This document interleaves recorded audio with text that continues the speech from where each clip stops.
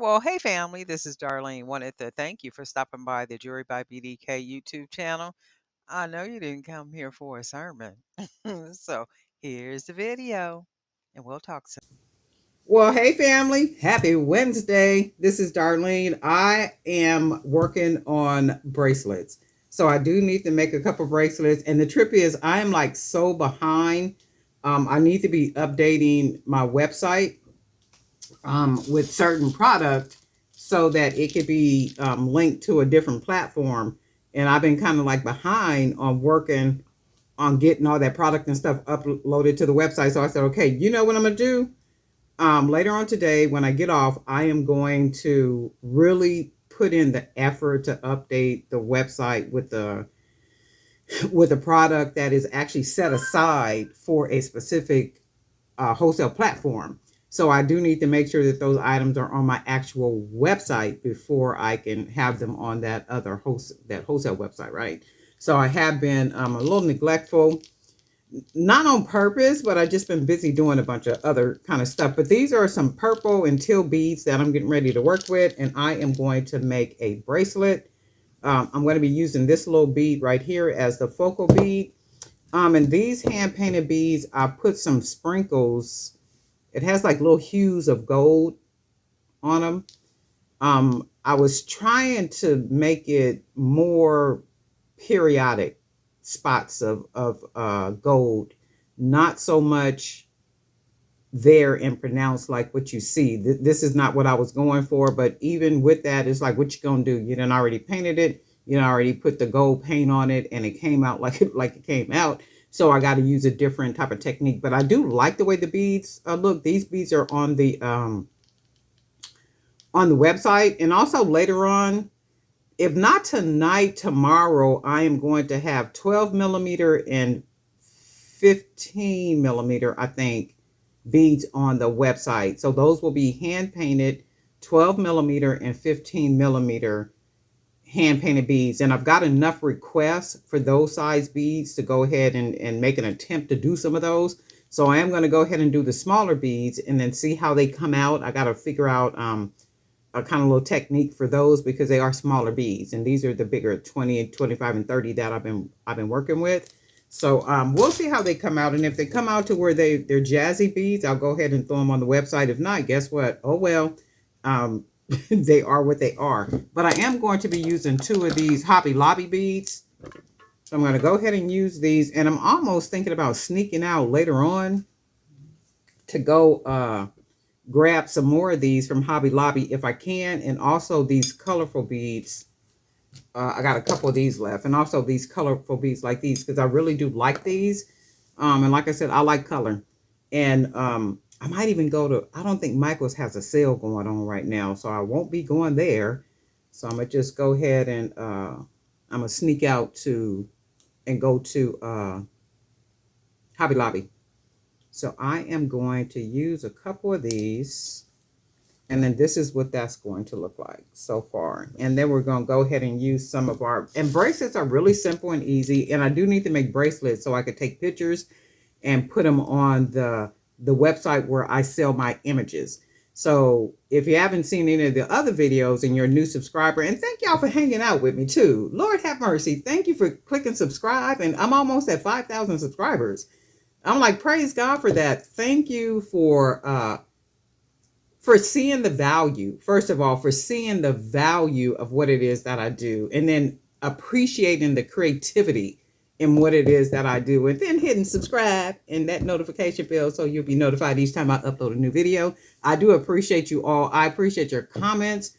I appreciate you hanging out here. I appreciate you telling me, girl, every time you upload a video, I'll be watching them, even at work. I know that's right. I appreciate y'all so much. I really do appreciate you. And I try to, not try to, I bring you value, the best value that I possibly can. I try to make sure that everything I create is creative, it's different, it's unique, it's unlike anything that you're seeing, because the Holy Spirit has blessed me with that, right? So why would I not use it? Why would I not express it? He said that he would make us a light on a hill that cannot be hidden. And I appreciate the light that he has made me, and also that he made me to be an inspiration to others who want to be creators, who do create, Because every once in a while, I don't care who you are, how beautiful your pieces are, we all need to be encouraged. We all need to be inspired. We all need to see something that somebody else is doing and it triggers our creativity. You may not say, "Oh, I'm going to make that," but you can look at it and say, "Oh, you know what? I could add this, or I could add that, or I could take that off, or I could do this," right? Because sometimes it triggers our creativity, and that's good stuff. And that's what it's all about. That's good stuff. But I do appreciate you all being here. I appreciate you being subscribers and all that good stuff. Don't ever think that I don't. Don't ever think that I don't, because I absolutely positively do. So that's good stuff. Thank you for hanging out with us and being someone who sits at the front of the class. Okay. Thank you for hanging out and not being afraid to speak up and speak out. Appreciate you. Okay. Appreciate you. And we're going to go ahead and use these purple beads right here. And I find myself not using a whole lot of purple, but I think I'm going to do some more purple beads too. And I think for me, I'm finding myself wanting to use just plain color beads. So I am going to be painting some beads that are just one solid color. They won't have any decoration on them or anything, but I'm doing that for me. So when I do that for me, I more than likely will put some on the website too. So I'm like, okay, I want just solid purple. I don't want to use, every once in a while, you just want some solidness. So we just going to use these. And these are 20 millimeter beads. And then that's the beauty we got already. And somebody was mentioning about the necklaces, and that was a really good comment, really good question. And she was asking me, she was saying that she is kind of weary of using wire for necklaces. And then she was asking me, does the wire weaken? And something about breakage, and have my customers ever da da da da da da. No, ma'am. No, sir. Anything that we make, it should be made with the intent to produce quality. So before I even made necklaces, I researched wires. So I know people use the nylon, not nylon, but that flexible wire and like other little things that they were using. That's not something I wanted to use, because for me, I had a fear that that would break. So when you close it off with like little clamps and you're doing those things, and I knew what I would be using at some point, bigger beads and all this other kind of stuff, because I know what I like. So my thing was, when you got to close that off with a clamp on the end, to me, that's not secure at all. So my whole thing is, okay, well, what can I use that would be very secure? And I did start with the 16 gauge wire, but as I made the necklaces, more so for myself, because I wasn't trying to sell anything. I was basically making it for myself, because remember, um, I like big stuff, and I can only find it if I made it. So I started off using the 16 gauge wire, which is really thick and heavy. It's really thick and heavy wire. That's not this one, but oh, I got some of this. I didn't. Oh, this is the 20 gauge. I was like, oh, okay, because I thought I had some a spool of 18. But anyway, this is the 16 gauge. So 16 gauge, it's thicker. And I started out making necklaces using 16 gauge, but for me, I didn't like the way they laid on my neck. It was too stiff. I was like, no, I can't do this. I got to find a different wire. That's when I transitioned over to 18 gauge. I found the 18. I was like, oh, this is perfect. The flexibility of it and the durability of it, right? It was perfect. And when I made my necklaces, I love the way the necklaces hang on my chest. I love the way that they feel on. And another thing, when you're working with the wire 18 gauge, there's a way that you can take those necklaces, and that ain't gonna work with this, but you can bend them in a way to where they sit on your chest, like curved if you want them to, or they can just be an absolute roundness to them. But there's something about that 18 gauge wire that I enjoy when I make my pieces. That's why I stuck with the 18 gauge wire. So I've never had necklaces break using that wire, and you got to be doing some real wicked stuff to break a wire necklace. It's like you really got to be doing some wicked stuff. I mean, pulling on it. I mean, you got to be doing some tough stuff to break a necklace. And just like with any other jewelry, you got to take care of it. Just like any other piece of jewelry, if you bought a Pandora necklace or a Macy's, or I don't know, the high name people, Gucci's or whoever, net piece of jewelry, people take care of those things. So that's like with any piece of jewelry, you just have to take care of it. I mean, you don't bury the necklace wire with perfumes and like all the kind. I mean, you take care of it just like you do anything else. But to answer the question, I've never had a problem with any necklaces breaking using that 18 gauge wire or anything coming apart. And if you watch how I make the necklaces, they're very durable. And that's the way that I close them. The reason why I close them like I close them on the end is because the idea is to make them as durable and secure as I possibly can. And if you also watch now with my necklaces, I don't close the lobster clasp and lock it in onto the wire and wrap it around like I do with pieces that I sell. If you watch any of the videos, you'll see that I will put the lobster clasp on the wire, fold that wire, and then wrap that wire around, which locks that lobster clasp in, right? And then I also mentioned with the jump rings, use 16 gauge jump rings, or if you could find jump rings that are welded closed, that makes the necklace even more secure. You put them on the end, fold the wire over, wrap that wire around, and that makes it even more secure. You have a very secure piece of jewelry. You know, that should be the mindset anytime you're making anything and you're selling it. Because my whole thing is if I'm making these things and I'm selling them to people, I don't want you paying me $200 for something and then a week later it breaks. That hurts my heart just to think about something like that. You know, that's not a person of integrity that would even do something like that. That don't even make no sense to me. So my thing is, you know, I want it to be durable. I want it to be long lasting. I want it to be high quality. And I put everything that I have into making sure that it is that. Not only that, with the bracelets, if you watch the way that I make the bracelets, I knot this so much, and people probably be thinking, why is that girl putting all them knots up in there? I put all those knots up in there so the knots will fit inside of that big hole.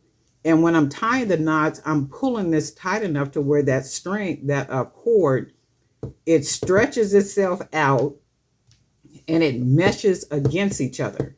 So, right, it's almost like it sticks to each other. So if I'm doing that and I'm making the knot a huge knot to where it fits inside of the hole, that's another layer of security. So then that would hopefully prevent, and I've never had necklace bracelets come apart. I've never, and my whole thing is figuring out ways when I started making the jewelry, how can I do things to make them secure? How can I make my jewelry to where ain't nothing falling apart on people? Ain't, you know, that's the whole everything. The best quality that you can produce if you're gonna be selling to people. Because I know all of us have gone out and been at events and we don't look at people's stuff and we be like, I know they're not out here trying to sell that. But yes, people are, because people don't think about the high quality like that. They just figure they put it together, they'll take it out and try to sell it. This is absolutely amazingly gorgeous. That purple is just popping all off the walls, right? But anyway, that's my chat for this morning. Somebody had a couple questions, but you know what? I do need some. Let's make some jump rings out of this 16 gauge wire real quick because I'm gonna put some charms on here. We are gonna go ahead and make us some of the bigger jump rings, and I am going to use a paint pen. And I'm just going to use the paint pen to wrap this wire. If you haven't made jump rings before, this is how I make my jump rings. So I'm just going to go ahead, wrap it around. I might be out of frame for a minute. Just wrapping this wire around. And then I push the wire close together and still just wrap. Now somebody else might do theirs a different way, but this is definitely how I do mine. And remember, my whole thing is I've never been a designer that runs out and spend money on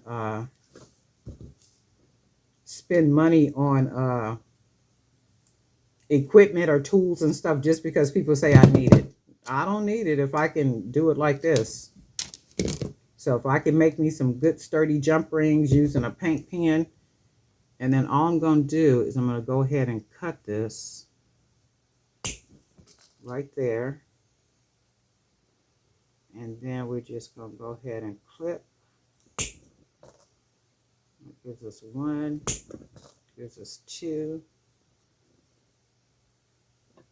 Oops, 2, 3,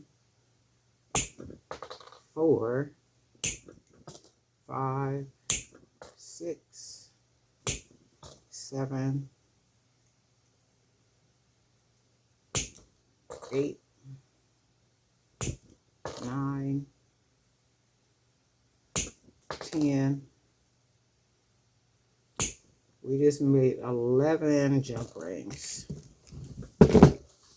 And I made the jump rings this big, because of the bigger beads. So I need the jump ring to fit. So I'm going to use one of these as a charm. And we're going to go ahead and close this on here like that. That gives us our first little charm. And then I think I want to put one of these. I probably should have put this on there. This cowrie shell. Probably should have beaded this on the string. But it's after the fact now, so we're just going to put it on the best way we could put it on. And then let's just put a couple more on too, because I got them laying up here. Let's do another cowrie. And what I'm doing is I'm twisting this part. So what happened is this part was turned like this. But when I put it on,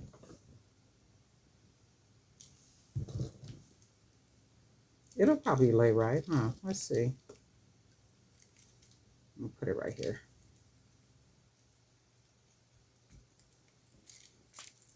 Oh yeah, it still lays right, so that's good. So I might have to change this one.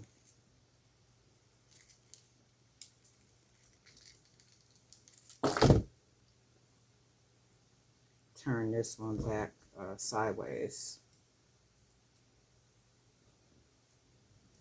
Now, if you keep bending wire and bending wire, eventually that wire will break. But you, like I said, you got to be doing some real crazy, wicked stuff to be making wire break. It's like, because a necklace is basically a necklace just put on and off. So it does not weaken over time. It's not like stretch cord, to where it loses. It doesn't do that. I mean, it's wire. So, I mean, you got to really be doing some strange stuff to be making wire stretch out or weaken or do anything like that. I mean, and then if the foundation of the piece is pretty solid, meaning that you've made that piece with some integrity, you shouldn't have a problem. Nobody should have a problem. Your customer shouldn't have a problem. Nobody should have a problem with that piece. I like this, and I think what I want to do is I want to put charms around this entire piece because I like the way it looks. Actually, let me see. I'm going to leave it like this. I like the charms on and stuff on it like this. I kind of wanted to, I still want to do that. I am going to, let's do this. I want to put, I'm going to make one of these into a charm.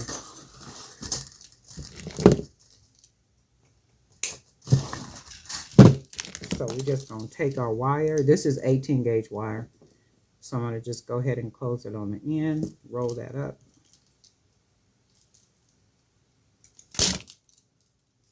Straighten that wire out. And then we're just going to take one of these Hobby Lobby beads and we're just going to make a charm out of this. So we'll bead it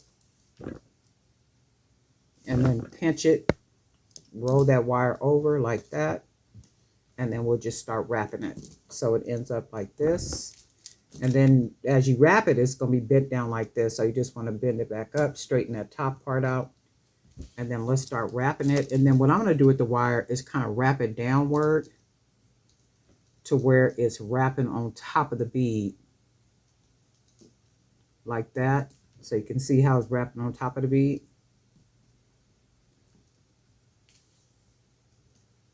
So it's on top of the bead to where it looks like this. So now I'm going to start taking that wire up and then bringing it back up here. And then this is what that bead looks like. I am going to cut about right there. And then we just take our end, we roll it, and then roll it right into the middle of here. And then we just close that down like that because we don't want nothing. Wait, that's coming out. We don't want to feel anything sticking. We don't want to feel none of that. And then I usually, with the end like this, if I'm not putting a charm at the bottom, I like to take it and fold it down like that. So this is going to be another charm. And then we're going to take one of our 16 gauge jump rings we made. This is going to be our custom charm. And we are going to go ahead and put this one right here to fill it in a little bit, give it a little bit more drama. And then we'll close this off nice and snug. And then this is what we got. This would be really cool though, and I'm thinking I want to put charms like around the entire neck bracelet. But once you put the bracelet on, it gives just enough, like right up in the top part up here. And then if a person has on some other bracelets, my thing is gold bangles. If you got on gold bangles, or maybe some gold chain bracelets, or even some other little small 10 millimeter, 8 millimeter bracelets, and then maybe like another bigger bracelet, and then maybe some gold bangles or any type of color bangles. This would really be just really a dramatic piece, and it's beautiful just by itself. So this is what we got with the hand painted beads, and I'm just loving the colors and all that good stuff. So I'm going to be taking pictures of this bracelet so that I can put it on the website where I sell pictures. So I take pictures of my actual products, mainly the bracelets, because the pictures of the bracelets seem to sell better than anything. So I take pictures of the bracelets. I take pictures anyway because I got to upload them to the websites. But I take pictures and I actually sell my pictures on different websites, right? Different places like iStock and Pixels and Getty Images and like all those different websites where you can actually sell pictures. You can sell images. So I take pictures of my bracelets, generally the bracelets, and I upload those and I sell them. So I do need to make more bracelets to upload. And I like to try to keep my inventory nice and full on those different websites so that when people are buying pictures, they're buying, you know, like they have a variety of pictures that they can select from mine. And keeping in mind, people that buy images off of those websites, they probably have blogs, websites. They write some type of content. They might write articles for like some of the bigger brand media outlets. They might be needing images for like marketing material. They might be, you know, writing something about boho jewelry or something about jewelry specifically. It could even be about wood or like anything. But many times they need images. So they will go to those different websites like iStock, getting images, Pixels, like all these different, there's a whole lot more, right? Other websites, and they purchase pictures off of them. So they purchase the pictures that's applicable to the articles or blogs or posts or things that they're writing.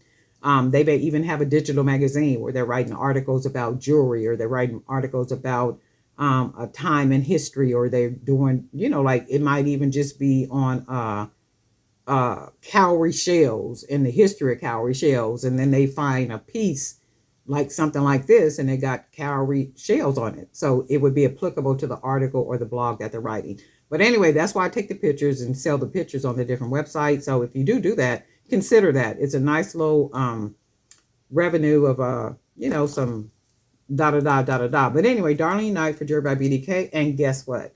We'll talk.